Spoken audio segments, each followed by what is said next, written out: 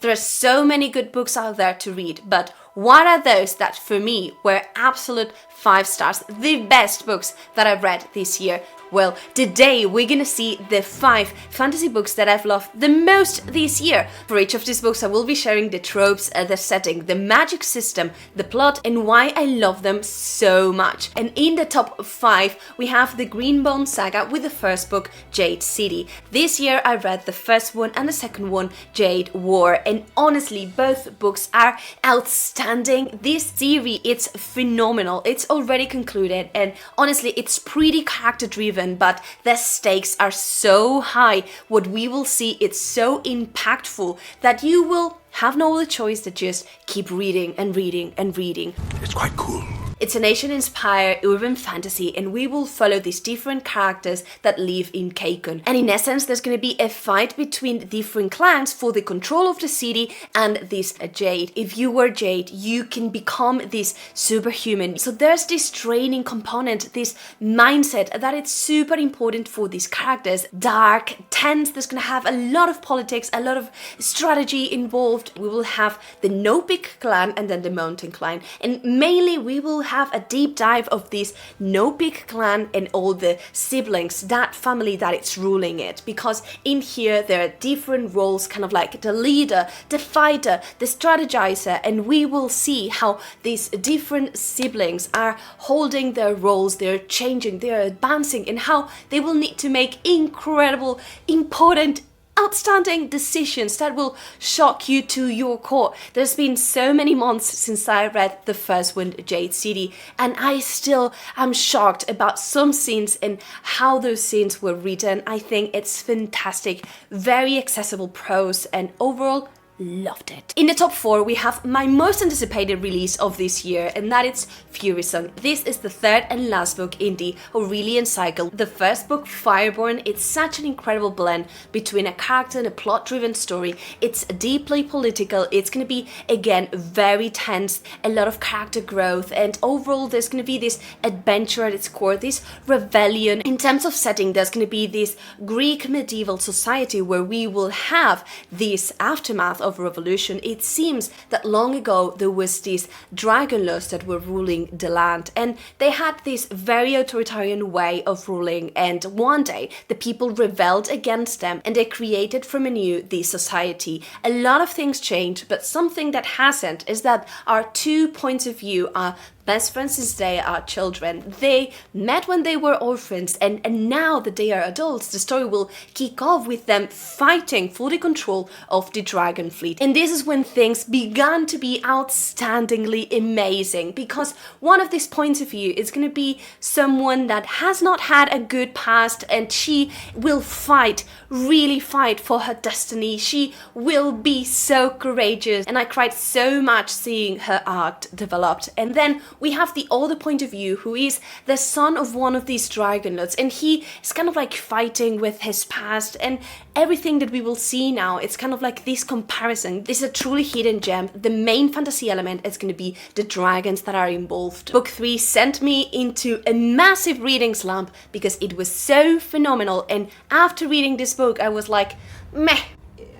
Well, I think more like, what's the meaning of life? In the top 3, we have the continuation of one of my favorite books of last year. This book was Legendborn, and honestly, after our reread, I was like, okay, this book had so many things to impact. It's impossible that the sequel can be as good as the first book. I find your lack of faith disturbing. And boy, oh boy, Bloodmark is even better. Yes, you heard correctly. It's way different, but it's so freaking good. It's gonna be super plot driven, and a lot of stuff will happen frequently. There's gonna be a lot of different fighting scenes. At the same time, there's gonna be this arc where we will have our girl Bree coming from a moment where she is grieving her mom's death to, you know, discovering what is happening and her own place and magic. In here, we will have multiple soft magic systems combined, and if you blend that with the Arthurian mythology, what you have is this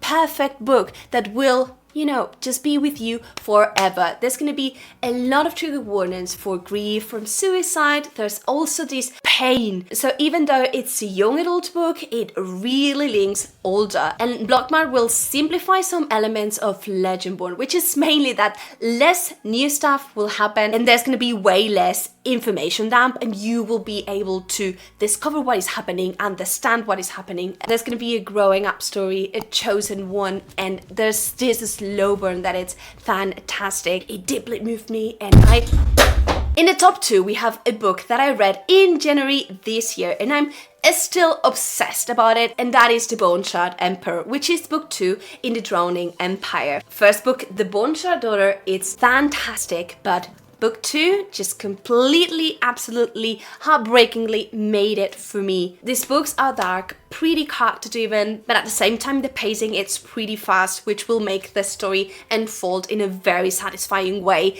The world building here, it's what really steals the show for me. I'm so compelled about this Asian inspired setting where we will have this empire that was threatened by these creatures, and as a result the emperor kind of like discovered this bone shard magic, which is a hard magic system. By inscribing different bones and inserting it into creatures, he can create constructs that can later on be ruled and that can protect the realm.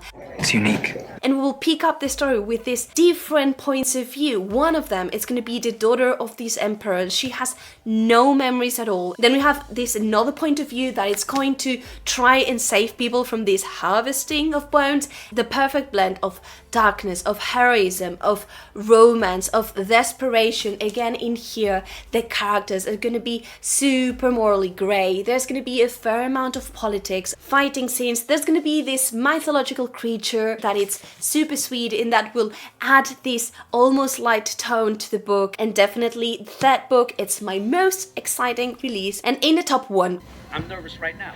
we have a book that has stolen my sanity, and that is Promise of Blood, which is book 1 in the Powder Mages trilogy by Brian McClelland. In here, we will have not only an incredible magic system that is going to be super well explained, different levels. Each of these different levels will grant you access to different powers, but people cannot grow through those levels. Either you are gifted with a little bit of magic, have an act, or you can have the ability of ingest powder and become a little bit of a superhuman, or you can downright be a sorcerer with a lot of different abilities. But that's not the only thing here. The world building, it's mysterious, it's adventurous, it's very well crafted. It's almost humorous, but at the same time the topics that it touches are very political, very religious, and I thought that it started so phenomenally. We will see 3 main points of view in this story, and each of them will have this completely different line. One of them, it's going to be way more political. Another one, it's going to be more mysterious. There's a thriller to be in cover.